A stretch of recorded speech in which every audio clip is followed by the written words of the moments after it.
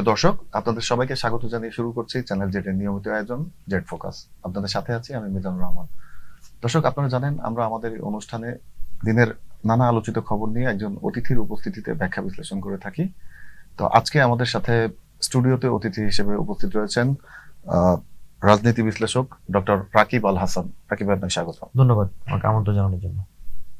দর্শক, আপনারা জানেন আমরা আমাদের এই অনুষ্ঠানে দিনের আলোচিত খবরগুলো নিয়েই কথা বলে থাকি। তো আজকে আমরা যে বিষয়টি আলোচনা করব সেটি হচ্ছে, আপনারা জানেন যে বাংলাদেশের সাম্প্রতিক চীন সফর দেশের পররাষ্ট্রনীতি এবং অর্থনৈতিক ভবিষ্যৎ নিয়ে এক নতুন আলোচনার সৃষ্টি করেছে। এখানে এই সফরের পরে প্রশ্ন উঠেছে যে এই সফরের আসলে মূল অর্জন কি। এটি কি কেবল অর্থনৈতিক সহযোগিতা এবং বিনিয়োগ বৃদ্ধি, নাকি দক্ষিণ এশিয়ার ভূ রাজনীতিতে বাংলাদেশের অবস্থানকে নতুন করে সংজ্ঞায়িত করবে এই সফর? আমরা এই বিষয়গুলো নিয়ে আমাদের অতিথির কাছে জানার চেষ্টা করব। রাকিব ভাই, জি, আমাদের প্রধানমন্ত্রী সম্প্রতি চীন সফর করে আসলেন। তো এই সফরের আমাদেরও প্রশ্ন যে এই সফরের আসলে মূল অর্জনটা কি? জি, আপনাকে ধন্যবাদ। আমার জেড নিউজে যারা দেখছেন তাদেরকে, দর্শকদেরকে আমার সালাম এবং শুভেচ্ছা। দেখুন, যে কোনো একটা সফর আসার পরবর্তী সময় আমরা এগুলোকে অনেক ব্যাখ্যা বিশ্লেষণ করি। সফর আগ থেকেও এক ধরনের ব্যাখ্যা বিশ্লেষণ হয়, আর থাকাকালীন এক ধরনের ব্যাখ্যা বিশ্লেষণ, পরে আসার পর এক ধরনের ব্যাখ্যা বিশ্লেষণ। সাধারণ চোখে সবাই এটাই হিসাব নিকাশ মিলানোর চেষ্টা করে যে আসলে অর্জনটা কি হলো, আমরা কি পেলাম। তো এটা নিয়ে গত দুদিন আগে পররাষ্ট্রমন্ত্রীকে এক সাংবাদিক প্রশ্ন করেছিল যে আমরা কি অর্জন করেছি। ব্যাপারটা হচ্ছে কি, সাধারণ মানুষের যে কমন সেন্সের যে ধারণা, মনে করে যে এখানে গেলে অনেক টাকা পয়সা দিবে, অনেক কিছু পেয়ে যাব। ব্যাপারটা আসলে এরকম না। কারণ হচ্ছে কি, একটি দেশের মধ্যে আরেকটি দেশের সাথে যে ধরনের যে চুক্তিগুলো হবে, যে এগ্রিমেন্টগুলো হয় সাধারণত, সেগুলো অফিসিয়াল লেভেলে আগে থেকে এগুলা ম্যাক্সিমামগুলো রেডি করা থাকে। জাস্ট দুই দেশের সরকার প্রধান বা স্টেট প্রধানদের মধ্যে যখন এই ধরনের সফর হয় বা আলোচনা হয়, তখন জাস্ট আনুষ্ঠানিকতা এগুলা দেখানো হয় আর কি। আর এবারের সফরটা অনেক নানা কারণে আলোচিত। ব্যাপারটা হচ্ছে, ধরেন অনেকেই মনে করছিল যে প্রধানমন্ত্রী প্রথম সফরটা হয়তো ভারতে যাবেন, আবার ভারত না চীন, চীন না ভারত, এই ধরনের একটা দোলাচলের মধ্যে থেকে এখন প্রধানমন্ত্রী একটা বাফার কান্ট্রি মালয়েশিয়াকে তারা বেছে নিলেন। মালয়েশিয়াতে 18 ঘন্টা সফর পরে তিনি ওখান থেকেই চায়না গেলেন। এমন হতে পারে যে উনি আসার পর এখন 1-1.5 মাসের মাথায় হয়তো উনি ইন্ডিয়াও সফর করতে পারেন। বাট এবারে আমাদের যে সফরটি, সেই সফরটিতে সেটা হচ্ছে কি, ধরুন অনেক বিষয় নিয়ে আমাদের হচ্ছে কি আলোচনা হয়েছে। 17টি সমঝোতা স্মারক সই হয়েছে। তো এটার ক্ষেত্রে ব্যাপারটা হচ্ছে কি, ধরেন আগামীতে আমাদের এই রাষ্ট্রের, মানে আমাদের এখানকার যে বিনিয়োগ, কর্মসংস্থান, আমাদের দক্ষিণ এশীয়, আপনি যেটা বলছিলেন দক্ষিণ এশীয় রাজনীতির ব্যালেন্সিং যে অ্যাক্টর, সেক্ষেত্রে আমাদের অবস্থানগুলো কি হবে। এবং আপনি দেখেন মাননীয় প্রধানমন্ত্রী যে চীন সফর করেছেন, সে চীন সফরে উনি ও দেশের প্রধানমন্ত্রীর সাথে 1-to-1 বৈঠক করেছেন, শি জিনপিং প্রেসিডেন্টের সাথে বৈঠক করেছেন, যিনি অল ইন অল। এবং শুধু তাই না, তাদের যে চায়না কমিউনিস্ট পার্টি, সেই কমিউনিস্ট পার্টির প্রধানের সাথে উনি দেখা করেছেন। সুতরাং এটা শুধুমাত্র বিনিয়োগ বাণিজ্য না, সেটা কূটনীতিক, সামরিক কিংবা কৌশলগত, স্ট্র্যাটেজিক অনেক কিছুর সাথে এটা মিটিং করে আর কি। সুতরাং আমরা মনে করি যে আগামী দিনে এবং শুধু চায়নার সাথে হলে হবে না, এটার সাথে আমাদের ধরেন এখানে আমাদের এই রাষ্ট্রে ইন্ডিয়ার একটা বড় একটা ইনফ্লুয়েন্স রয়েছে, আমাদের আমেরিকার একটা ইনফ্লুয়েন্স রয়েছে, সম্প্রতি আমাদের মিডল ইস্টের ইনফ্লুয়েন্স রয়েছে, এবং আমাদের ইউরোপিয়ান ইউনিয়নের ইনফ্লুয়েন্স রয়েছে। তো নানাগুলাকে ব্যালেন্স করার জন্য এই সফরটা একটা আগামী দিনের অ্যাক্টিভিটিতে অনেক কিছু প্রচার পাবে। কেন প্রচার পাবে আমি এটা বলি, কারণ একটা রাষ্ট্রের প্রধানের সাথে একটা রাষ্ট্রের প্রধানের যখন ক্লোজ ডোর মিটিং গুলো হয়, সেটা ওই রাষ্ট্রের অনেক কিছু ওই রাষ্ট্রেও কখনো ডিসক্লোজ হয় না, এই রাষ্ট্রে কখনো ডিসক্লোজ হয় না। বাট এই জিনিসগুলো হচ্ছে আগামীতে আমাদের রাষ্ট্রের যে কোন দিকে রোডম্যাপ গুলো যাচ্ছে, সেটার একটা গতি নির্ণায়ক প্রকৃতি হতে পারে। আচ্ছা, যেহেতু বলা হচ্ছে যে এই সফরের ভূ রাজনৈতিক গুরুত্ব অনেক, হ্যাঁ, তো সেই ক্ষেত্রে আসলে এই সফর ভারত এবং যুক্তরাষ্ট্র এই সফরকে কিভাবে দেখবে? সহজভাবে এক কথা বললে সহজভাবে দেখার সুযোগ নেই। সেটা হচ্ছে, ধরেন আপনি নিশ্চয়ই জানেন যে এই সফরে নতুন করে একটি করিডোরের বিষয়ে আলোচনা উঠেছে চায়নার পক্ষ থেকে। সেটা হচ্ছে কি, বাংলাদেশ চায়না মিয়ানমার করিডোর, যেটাকে আসলে সড়ক পথে করিডোর হওয়ার জন্য। আমি একটু যোগ করি আপনাকে। ধরেন এই সফরে আপনার প্রাপ্তির কথা বললেন না, প্রাপ্তির কথা হচ্ছে, ধরেন আমরা বড় মোটা দাগে সেটা হচ্ছে কি, যেটা আমাদের সবচেয়ে সেকেন্ড লার্জেস্ট পোর্ট মোংলা, সেটাকে আধুনিক করার জন্য 110 একর বরাদ্দ দেওয়া হচ্ছে চীনকে। তারপরে অর্থনৈতিক একটা অঞ্চল করা হবে চিটাগাং এর আনোয়ারাতে। তো এই দুটিকে আসলে চায়না কানেক্ট করার জন্য, তার ইউনিয়ন প্রদেশের সাথে কানেক্ট করার জন্য এই প্রস্তাবটা দিয়েছে। এবং এই প্রস্তাবের ধারণাটা কিন্তু নতুন না, এটা ধরেন এই প্রস্তাবের ধারণাটা 1990 দশকে প্রথম শুরু হয়েছিল, তারপরে মানে কুনমিং ইনিশিয়েটিভ থেকে, তারপরে 1999 হচ্ছে কি BCIM, Bangladesh, China, India, Myanmar একটা ফোরাম গঠিত হয়। তারপরে 2013 সালে তখন BRI ধারণা আসে। তার পরবর্তী সময় 2019 সালে সম্ভবত ইন্ডিয়া এটাতে রাজনৈতিক কারণে আপত্তি জানানোর কারণে তখন চায়না এটা থেকে সরে দাঁড়ায়। 24 সালের পর থেকে আবার নতুন করে আলোচনা আসছে যে মিয়ানমারের সাথে করিডোর করার জন্য। তো সেটা এখানে অনেকগুলো ফ্যাক্টর রয়েছে। ফ্যাক্টরগুলো হচ্ছে ধরেন আপনি জানেন মিয়ানমারকে মাঝখানে রাখা হয়েছে। তো মিয়ানমার যদি রাখেন, মিয়ানমারের এখনকার যে অবস্থা, আপনি যদি রাখাইন বলেন বা তাদের অন্যান্য অনেক প্রদেশগুলো রয়েছে, সেখানে অনেকগুলো ফ্যাক্টর, অনেকগুলা মানে অ্যাক্টর রয়েছে। ধরেন কিছু জায়গা জান্তা নিয়ন্ত্রিত, কিছু জায়গা আরাকান আর্মি নিয়ন্ত্রিত। তো সেই জায়গাগুলো সে সিকিউরিটি কিরকম হবে বা কোন প্রসেসে হবে, সেটা একটা বড় প্রশ্ন, 1 নম্বর কথা। 2 নম্বর কথা হচ্ছে কি, আপনি জানেন চায়না দীর্ঘদিন থেকে আসলে মালাক্কার একটা বিকল্প চেষ্টা করতেছিল। কারণ মালাক্কা যে প্রণালীটা, সে ভারত মহাসাগর এবং দক্ষিণ চীন সাগরকে যে কানেক্ট করেছে, সেখান দিয়ে চায়নার 80% বাণিজ্য এখান দিয়ে নিয়ন্ত্রিত হয় বা তার আদান প্রদান গুলো। এবং শুধু তাই না, এটার মাধ্যমে সে মানে মধ্য এশিয়া যেটাকে বলি আমরা, ইন্দোনেশিয়া, মালয়েশিয়া, সিঙ্গাপুর, এই দেশগুলোকেও সে কানেক্ট করে। তো আপনি নিশ্চয়ই দেখেছেন যে ইরান ইসরায়েল যুদ্ধের মধ্যে আমাদের হরমুজ প্রণালী বন্ধ হয়ে পড়ে পুরো বিশ্ব কিভাবে একটা স্থবিরতা তৈরি হয়েছিল, জ্বালানির দাম কি বৃদ্ধি পেয়েছিল। তো সেই জায়গা থেকে যে কোনো মুহূর্তে মালাক্কাতে এরকম একটা পরিস্থিতি তৈরি হতে পারে। এই কারণে চায়না অন্যদিকে দিকে চাচ্ছিল তার বিকল্প রূপটাকে শক্তিশালী করার জন্য। একই সাথে তার এই বঙ্গোপসাগর এবং ভারত মহাসাগর, তার কৌশলগত জিনিসগুলোকে পর্যবেক্ষণ রাখার জন্য সে অনেকদিন থেকে তার বিকল্প পথ খুঁজতেছিল। তো তার 2টা বিকল্প পথ, একটা হচ্ছে গদার পোর্ট, যেটা পাকিস্তান বাংলাদেশ, পাকিস্তান চায়না করিডোর, সেটা হচ্ছে কি আপনার বেলুচিস্তান দিয়ে, আর একটা নতুন করে হচ্ছে কি এই জায়গাটা দিয়ে। তো সেটা একটা খুব ভালো প্রস্তাব। এই কারণে প্রস্তাব কেন, কারণ বাংলাদেশের সাথে চীনের যে পরিমাণ বাণিজ্য ঘাটতি, তো সেটাকে, এবং আমাদের সবচেয়ে বেশি বাণিজ্য ঘাটতি চীনের সাথে, তো সেটাকে মেটানোর জন্য আমাদের এখান থেকে দ্রুততম সময়, অলরেডি আমাদের মিনিস্টাররা বলছেন 24 ঘন্টার মধ্যে সেখানে মালামাল পৌঁছানো সম্ভব। এবং যেটা যদি হয় তখন মানে তারা আমাদের এখান থেকে ধরেন আমাদের দেশীয় ফল, পেঁপে, আনারস, কাঁঠাল, আরো অনেক কিছু, পাটজাত পণ্য, লেদার পণ্য, সিরামিক পণ্য, এগুলোকে দ্রুততম সময়ে এবং আমাদের এক্সপোর্ট মার্কেটটাকে বাড়িয়ে এটাকে গ্যাপ কমানো সম্ভব। তো এটা একটা ভালো প্রসেস, কিন্তু সেখানে অনেকগুলো ফ্যাক্টর রয়েছে। আমি আপনাকে আগে বলেছি যে সেখানে নিরাপত্তা কে দিবে, বা এটাকে অনেকেই এটা বলা হচ্ছে যে এটাকে কি ইন্দো প্যাসিফিক এবং কোয়াডের কাউন্টার পার্ট কিনা। আবার এটাও বলতেছে যে আমরা আমেরিকার সাথে চুক্তি করলাম, সেখানে আবার আমেরিকা আবার রাগ করার মানে ওই থাকে কিনা। তবে সবচেয়ে যে বিষয়টা হচ্ছে ধরেন এখানে যেহেতু আমেরিকা সরাসরি মানে স্বার্থ না থাকলে ইন্ডিয়ার স্বার্থটা অনেক বেশি। কারণ ইন্ডিয়া আবার এটাকে খুব সেন্সিটিভ বলে দেখে, কারণ ইন্ডিয়ার নর্থ ইস্ট এরিয়া গুলা, শিলিগুড়ি করিডোর, সেটাকে নিয়ে সে অনেকদিন থেকে সে খুব মানে খুব নার্ভাস। তো সেক্ষেত্রে এই জিনিসগুলো আগামীতে ধরেন আবার 2+2 কথা হচ্ছে। তো 2+2 সাধারণত যেটা হয়, 2+2 কিন্তু দুটো দেশের প্রতিরক্ষা মন্ত্রী এবং হচ্ছে পররাষ্ট্রমন্ত্রী মিটিং গুলা, তো এই জিনিসগুলো খুব সেন্সিটিভ বলে দেখা হয়। আমরা এর আগে দেখেছিলাম যে ইন্ডিয়া আমেরিকা 2+2 24-এর ইলেকশনের আগে 2+2-তে রোনাল্ডো নিউট্রালাইজ করে হাসিনাকে 24 ইলেকশন পার করে দিয়েছিল। তো 2+2টা আসলে কিন্তু অনেক কিছু কৌশলগত জায়গাটাও ঠিক করে দেয়। তো এগুলো এখনই কমেন্টস করাটা যাবে না, কিন্তু এই জিনিসগুলো আমরা বুঝতে পারছি কি হবে। এছাড়া লাস্ট কথা আমি শেষ করি, সেটা হচ্ছে আমার তিস্তা নিয়ে একটা মানে সুবার্তা আসতেছে। তো এটা একটা দেশের জন্য আলোর মুখ দেখবে কিনা বলা হচ্ছে যে তিস্তা নিয়ে বেশ ফলপ্রসূ আলোচনা হয়েছে দু দেশের মধ্যে। আচ্ছা, তিস্তা নিয়ে আমি একটু বলতে চাই। ধরেন তিস্তা নিয়ে ফলপ্রসূ আলোচনা হয়েছে, আমি আগেই বলেছি সবকিছু জানা যাবে না, কিন্তু অনেক কিছু অ্যাক্টিভিটি দেখে আপনি বুঝতে পারবেন। তো আপনি নিশ্চয়ই খেয়াল করেছেন যে সফরের মাঝপথে আমাদের তথ্যমন্ত্রী এবং হচ্ছে কি পানি সম্পদ মন্ত্রীকে এখান থেকে উড়িয়ে নেওয়া হয়েছে, এবং ওখানকার পানি সম্পদ মন্ত্রীর সাথে মিটিং করার পরে পার্লামেন্টও দেখলাম পানি সম্পদ মন্ত্রী বলেছেন যে আমরা তিস্তা মহাপরিকল্পনা করবোই, 2026-27 সালের মধ্যে এটা কাজ শুরু হয়ে যাবে। তো তিস্তার ক্ষেত্রে একটু বলতে চাই, ধরেন তিস্তার আমাদের যে প্ল্যানটা আগে থেকে ছিল, তিস্তা মহাপরিকল্পনা বলতে আমরা যেটা বুঝি সেটা হচ্ছে ধরেন মানে কারণ আমরা হচ্ছে ভাটির দেশ, উজান এটা ইন্ডিয়া থেকে শুরু হয়েছে। তো সেখান থেকে আসলে তিস্তার অলরেডি একটা ব্যারেজ রয়েছে, সেটা পর্যাপ্ত না। এবং সেক্ষেত্রে আপনি এটাও জানেন যে আমাদের এই বছর গঙ্গা চুক্তি শেষ হচ্ছে, 30 বছর মেয়াদী যেটা। তারপর আমাদের জয়েন্ট রিভার কমিশন, ভারতের সাথে আমাদের অনেক কিছুর হিসাব নিকাশ এবার শুরু হবে। তো সেক্ষেত্রে তিস্তার যে নতুন প্ল্যান সরকার যেটা চাচ্ছে, কারণ তিস্তার পানি সমস্যার চেয়েও একটা বড় সমস্যা হচ্ছে কি তিস্তায় 5টি জেলার প্রচন্ড পরিমাণ নদী ভাঙন হয়।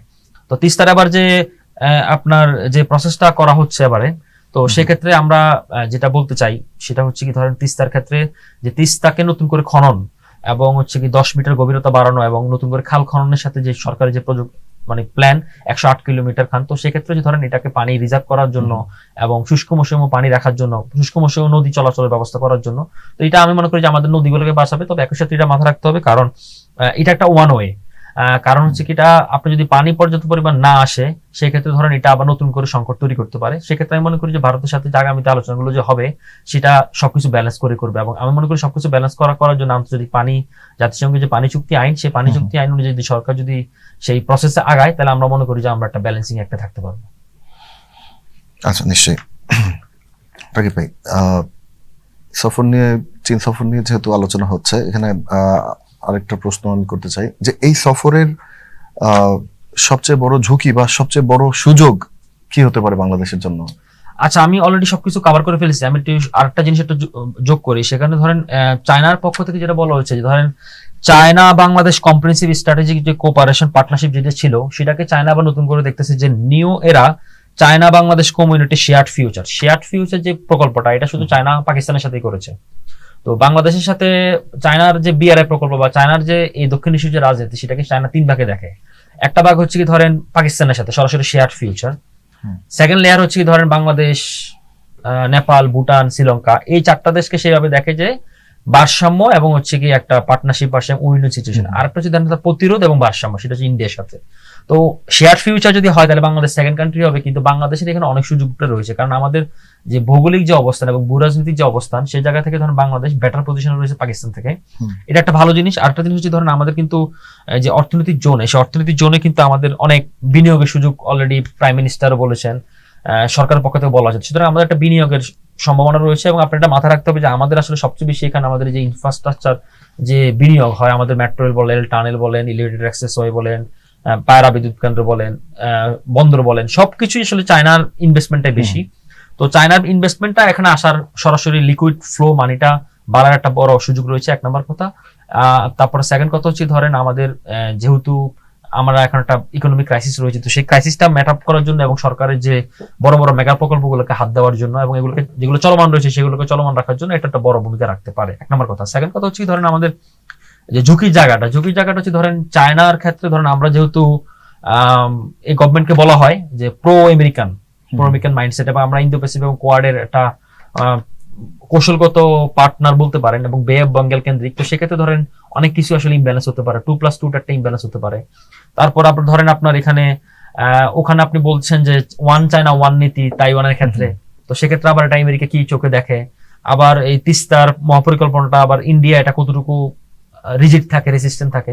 তো আমি মনে করি ধরেন বাংলাদেশ ফার্স্ট নীতি যদি সরকার ঠিক থাকে, তাহলে আমি মনে করি যে সরকার এখান থেকে বেস্ট মানে হাইস্ট পসিবল গেইনারটা হতে পারে। কিন্তু যদি এখানে আবার ভুল পথে পা বাড়ান, তাহলে হচ্ছে ধরেন এখানে আবার একটা মেসাকার হয়ে যেতে পারে, দুইটাই হতে পারে।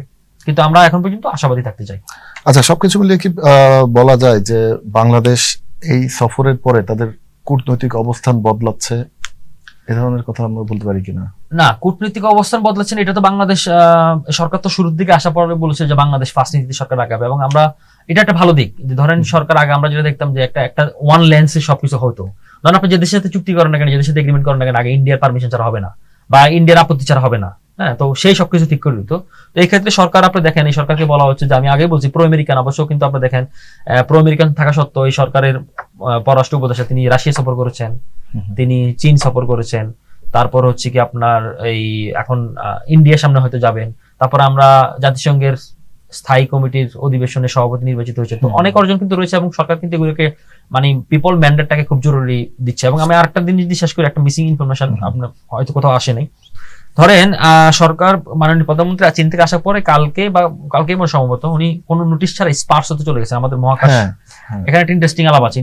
ধরেন আমাদের যে স্পার্স, সেটার জন্য বাৎসরিক বাজার থাকে 10 থেকে 12 হাজার কোটি টাকা, কিন্তু এবং এটার মানে এটা কিন্তু কোনো মানে জ্যোতিষী মহাকাশ বিজ্ঞানীরা কিন্তু এটা অপারেট করে না, এটা অপারেট করে আমলারা।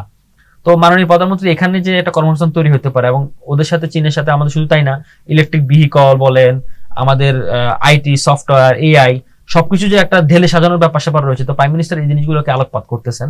তো এই জিনিসগুলো কিন্তু আমাদের মাথায় রাখতে হবে। তো সুতরাং বদলাচ্ছে না, কিন্তু সরকার মানে জনগণের যে সরকারটা আমরা সবসময় আশা করতেছিলাম এবং আশা করে আসছিলাম, তো সেক্ষেত্রে সরকার আসলে এটাকে খুব প্রায়োরিটি দিচ্ছে। কিন্তু এখানে সরকারকে আরো মানে সবকিছু হিসাব নিকাশ করে আগাতে হবে, কারণ ডিপ্লোমেটিক্স আসলে সরলপথে চলে না। আরেকটা জিনিস আপনাকে বলি, পরিবর্তিত বাস্তবতা আসলে অনেক কিছু চেঞ্জ করে দিচ্ছে। আপনি দেখেন এই যে চীন ইরান যুদ্ধ, মানে চীন ইরান এত লম্বা যুদ্ধ চলার পর তো আসলে এক প্রকার ইসরায়েল এবং আমেরিকা হার মানতে বাধ্য হয়েছে বা সমঝোতা করতে বাধ্য হয়েছে।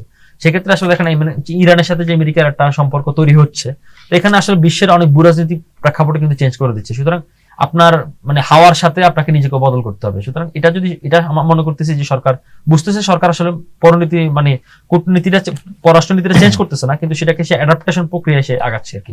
এটা ভালো, জনগণের জন্য এটা ভালো। অর্থাৎ আমাদের এখন সামনে কাজ হলো জাতীয় স্বার্থকে প্রাধান্য দিয়ে সব বিষয়ের সাথে মোটামুটি একটা ব্যালেন্সিং একটা সামঞ্জস্য সামঞ্জস্য করা, বজায় কারণ রাখা। এখানে এমন কিছু করা যাবে না যেটা ধরেন অন্যের স্বার্থে আঘাত হানে, অন্যের স্বার্থে ব্যাঘাত ঘটে। আবার এমন কিছু করা যাবে না ধরেন আমরা একদিকে সব ঝুঁকে পড়ছি।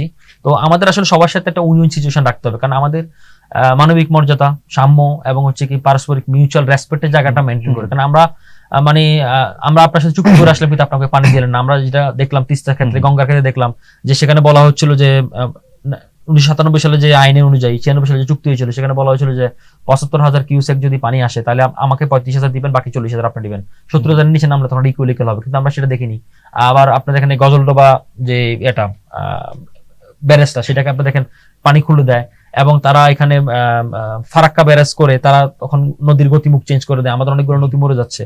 তো সেই জায়গা থেকে আবার বর্ডার কিলিং বলেন, পুশব্যাক বলেন। এবং আরেকটা ইন্টারেস্টিং বিষয় দেখেন, মাননীয় প্রধানমন্ত্রী যখন ওখানে ছিলেন তখন কিন্তু আবার ইন্ডিয়া ট্যুরিস্ট ভিসাটা ওপেন করে দেওয়া হচ্ছে। সুতরাং তারাও কিন্তু ফিল করতেছে যে এখন তারা বাংলাদেশের সাথে এগিয়ে আসবে। আপনি দেখেন এই যে তারা কিন্তু কন্টিনিউয়াসলি আমাদেরকে উত্তপ্ত করার চেষ্টা করতেছিল যে আপনার বর্ডারে পুশব্যাকটা কন্টিনিউয়াস রেখে, তারপর হচ্ছে বর্ডার কিলিং। ইভেন এই সরকার আসার পর তো তারা বলেছিল যে একটা ইলেকটেড গভর্নমেন্টের সাথে তারা সম্পর্কটা স্বাভাবিক করবে, কিন্তু সেটা কিন্তু আমরা দেখতেছিলাম না। কিন্তু এখন এসে কিন্তু আবার ঠিকই ভিসাটা ওপেন করে দিচ্ছে।